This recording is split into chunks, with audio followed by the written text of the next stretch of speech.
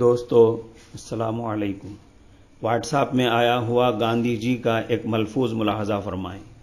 1947 میں انڈیا میں کانگریس گورنمنٹ بنی۔ گاندھی جی نے اپنے وزیروں کو سادگی کی زندگی گزارنے کا مشورہ دیتے ہوئے کہا، میں رام چندر اور کرشن جی کا حوالہ نہیں دے سکتا کیونکہ وہ تاریخی ہستیاں نہیں تھیں۔ میں مجبور ہوں کہ سادگی کی مثال کے لیے ابو بکر عمر کے نام پیش کروں رضی اللہ عنہما۔ وہ بہت بڑی سلطنت کے حاکم تھے پر انہوں نے فقیروں والی زندگی گزاری۔